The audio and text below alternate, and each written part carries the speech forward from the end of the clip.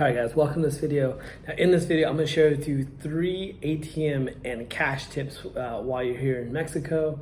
And I'm also going to share with you the dumbest scam I've ever heard of. So anyways, I can't believe she fell for it. But anyways, first tip is when you're pulling money out of the ATM, they're going to ask you a ton of questions. Like some ATMs will ask you like 4, 5, 6 questions. Like, do you agree to this? Are you sure? And the one question you need to look out for is, it's going to ask you like, do you agree to, like the bank I use today charged me 69 pesos, which is like basically like $3.50. It's like, okay, whatever. And I know some banks will refund you that amount.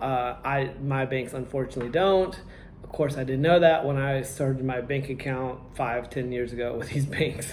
But anyways, like I said, it's going to ask you a ton of questions. The question that I don't have enough data to know the actual answer to this, but it's going to ask you, do you agree to this conversion? And not every bank does that. The bank I use today did not ask me, do I agree to this conversion? But I thought that when you said no, that it declines the whole transaction. It actually doesn't. What it does is they negotiate to supposedly a better rate. I don't have enough data to know that or not, but I do know that I found out about this the hard way a couple years ago in Peru. I pressed no. It was here in Mexico. I'll go back to the Peru store here in a minute. I pushed no because the conversion was really bad, and I thought that it was going to cancel the transaction. So I pulled my card out because, and that's actually going to transition us into the next tip. I pulled my card out thinking the transaction was over, went home, didn't think anything of it.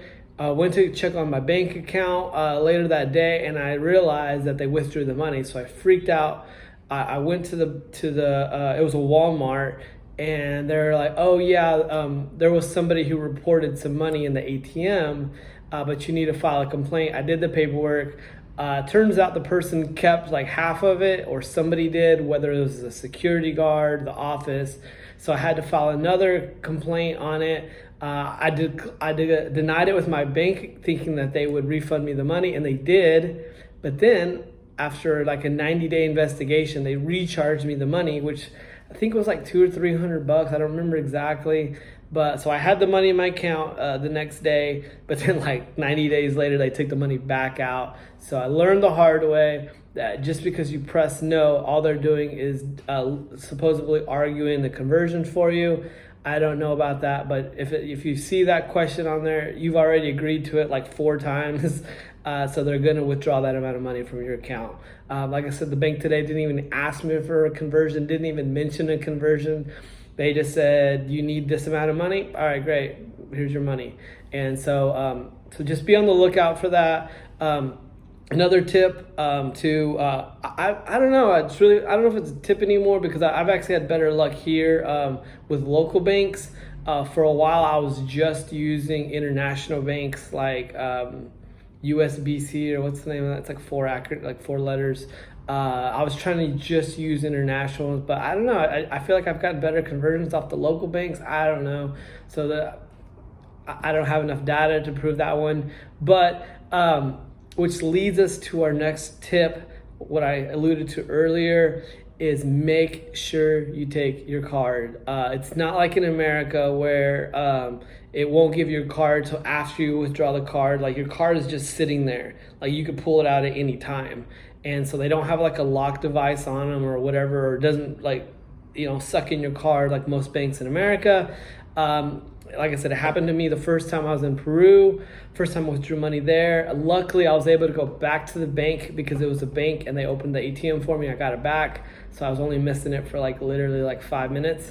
But I had a friend who was here in Mexico a couple weeks ago, and the bank was closed and he had to fly out that night. So he just was like, well, I'll just get a new bank when I go back home. So, or a new card when I go back home. So make sure you take your card. And then the third and final tip is keep your cash. What I mean by that is when you withdraw money, 9 times out of 10, you're going to get 500 pesos. This is the new one. It's blue. The old one is brown. It's like this color brown right here. But anyways, 9 times out of 10, all your bills are going to be 500s. Every now and then you'll get some change. So what I always do is anytime I go into a major business, whether it's like an OXXO or anything that is like national wide. I mean, you could tell by looking at a business if they're nationally owned most of the time. They're not little mom and pops. I always pay with my 500s and keep these so I can have plenty of 50s, 100s, 200s, because like I said, they come in super handy. Cash is still king here in Mexico, so you do need cash and you need small bills because you don't want them to be in charge of getting you bills, because like I said, sometimes you'll be missing money. It doesn't happen a lot, but it does happen. But I will be honest, it does make life a lot easier if you have plenty of 50s, 100s, and 200s. So that's another little tip there for you. That was the third tip. And now we're getting to the dumbest scam I've ever heard of. I saw it in the Facebook group I'm in. These guys at the ATM, they told her that the ATM is down at the moment, and that I don't even know how they worded it, but basically she handed them their card. They stuck it in the machine. They're like, "Yep, it's out. Sorry about that." They gave her card back, but it wasn't her card. Before she got home, they'd already spent like hundreds of dollars at local businesses and like basically just went on a shopping spree with her card. Like I said, she didn't notice it until like hours later. I don't know how that happens. I mean, to me, if you're gonna go withdraw money, it means you need money or you're gonna go spend it. I don't know how that happened, but don't give your card to anybody. I mean, here in Mexico, most times when you go to a restaurant, they actually bring a little card reading device to you. Oh, this is another tip I forgot to mention in the last video too. And on this one now, I'll mention it now, is when you pay with a credit card at a restaurant, you need to tell them what their tip is going to be before you run the card. So like, let's say it's 200 pesos.